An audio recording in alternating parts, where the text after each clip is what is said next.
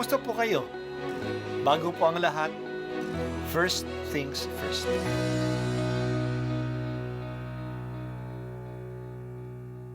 Good morning po.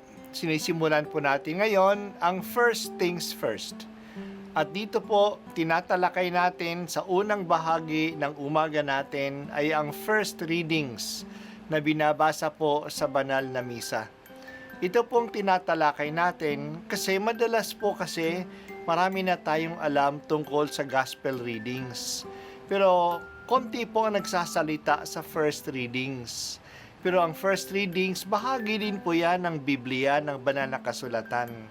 Kaya susubaybayan po natin ang mga first readings, basahin po natin at kuminsan kailangan ng basahin ng 2 o 3 beses bago maintindihan kasi hindi po tayo sa familiar sa mga istorya at sa mga kaisipan na tinatalakay dito. Ang pagbasa mula sa unang aklat ng mga hari. Noong mga araw na iyon, ang matatanda ng Israel at ang mga puno ng mga angkan ay ipinatawag ni Solomon sa Jerusalem upang kunin ang kaba ng tipan sa Sion, ang kuta ni David. Kaya nagpunta kay Solomon ang mga pinuno sa Israel noong kapistahan ng buwan ng Etanim, 7 buwan ng taon. Nang naroon na ang lahat, binuhat ng mga saserdote ang kaba ng tipan.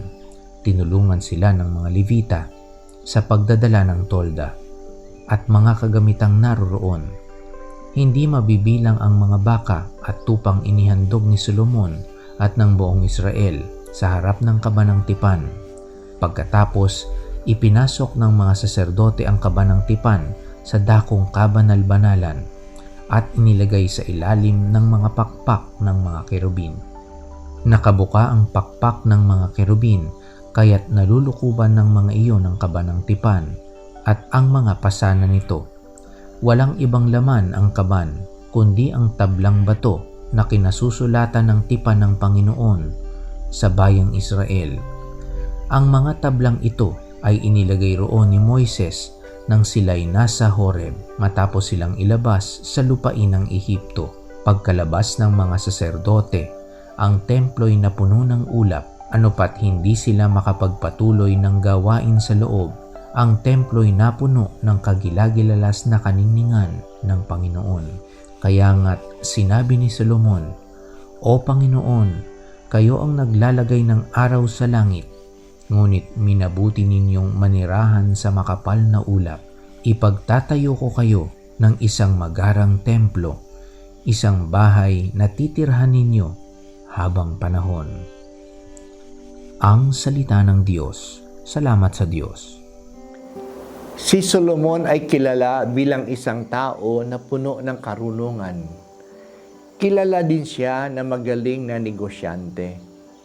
Bantog din si Solomon bilang isang builder, isang tagapagtayo ng mga gusali. Marami siyang mga buildings at mga palasyo na ginawa. Pero mas tanyag siya sa pagtatayo ng templo ng Diyos sa Jerusalem. Ang templo ay binubuo ng 2 bahagi. Ang banal na dako at ang dakong kabanal-banalan, the holy place and the holy of holies.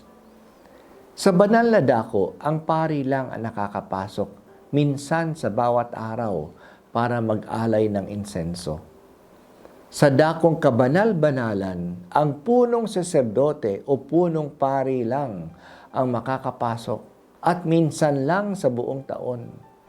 Doon nakalagay ang kaba ng tipan. Ang kaba ng tipan ay isang kahon kung saan nakalagay ang tabing na bato na kinasusulatan ng 10 utos ng Diyos. Ang pinakabuod ng tipan ng Panginoon sa bayan ng Israel, iyan ay 10 Commandments, ay nakasulat at nakalagal doon sa kaba ng tipan. Ang pagbasa natin ngayon ay ang paglipat ng kaba ng tipan sa dakong kabanal-banalan ng templo nang ito ay magawa na ni Solomon. Dinala ni David ang kaba ng tipan sa Jerusalem. Pero wala pang templo noon. Matatagpuan ang Kabanang Tipan sa ilalim ng isang tolda sa parte ng lungsod na tinatawag na Sion. Ang paglilipat sa permanenteng tahanan sa templo ay sinamahan ng pag-aalay ng maraming hayop na susunugin. Talagang very solemn, very elaborate ang kanilang mga sacrifices. At noong nailipat na, pinakita ng Diyos na natuwa siya sa kanilang ginawa, na bumaba ang ulap sa templo at napuno ito ng ulap ng Panginoon. Ang ulap ay tanda ng presensya ng Diyos. Ito ay sumasagisag na ang Diyos ay naninirahan na sa templo. Ang templo ngayon ay tanda ng presensya ng Diyos sa kanyang bayan. Ang Diyos ay present naman sa buong sanglilikha. The earth is full of the presence of God, sapagkat ang lahat ay nilikha ng Diyos at natuwa ang Diyos sa kanyang mga ginawa. Pero ang bawat relihiyon ay may tinutukoy na katangi-tanging lugar kung saan nararamdaman ng mga tao ang special presence of God.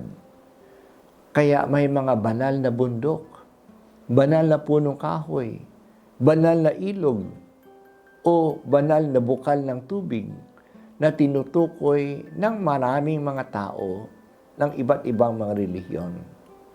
Sa Israel, ang tanda ng special presence of God among His people ay ang Kabanang Tipan. Kaya nung ito ay dinala sa Jerusalem at inilagay sa templo ng Diyos, ang templo na ang naging tanda ng presensya ng Diyos. Nung tinanong si Jesus kung ano ang tanda ng kapangyarihan niya na paalisin ang mga nangangalakal sa templo, sinabi ni Jesus, "Gibain ninyo ang templong ito at itatayo ko uli sa 3 araw." Ang tinutukoy ni Jesus na templo ay hindi yung building sa Jerusalem, kundi ang kanyang katawan. Ang templong ito. Ngayon, si Jesus na ang tagpuan ng Diyos at ng tao. Ang kanyang katawan ang tanda ng presensya ng Diyos. Ang Diyos na nasa ating piling. Tayo mga Kristiyano ay may mga simbahan din. Pero para sa atin ang simbahan ay mahalaga kasi doon matatagpuan si Jesus. Matatagpuan doon si Jesus sa banal na mga sakramento, lalong-lalo sa sakramento ng Eucharistia, na doon ay nakatago sa mga simbahan natin. At sa sambayanan ng Diyos na doon ay nagtitipon. Kung saan ang mga tao nagkakasamang magdasal, nandoon din si Jesus sa piling nila. Dito rin matatagpuan ang special presence ng Diyos sa ating piling, sa ating sama-samang pagsamba bilang bayan ng Diyos. Sa mga simbahan din natin, umaalingaw ang salita ng Diyos na patuloy na pinapahayag doon. Ang Diyos ay may tatagpuan din sa kanyang salita. Pinahalagahan po natin ang presensya ng Diyos sa ating mga simbahan. Presensya sa ating pagdadasal, sa ating sama-samang pakikinig ng salita ng Diyos, sa mga sakramento na pinagdiriwang doon. Kaya gawin natin ito ng malinis ang mga simbahan natin, maayos, at maging magalang tayong tumungo doon. Nandun din ang Blessed Sacrament. Si Jesus mismo ang presensya na sa ating mga simbahan. Salamat o Diyos sa maraming mga paalaala mo ng iyong presensya sa amin piling. Salamat na may mga simbahan at chapels kami na mapagtitipunan upang doon sama-sama kaming magsamba, makinig sa iyong salita at magdiwang ng mga sakramento.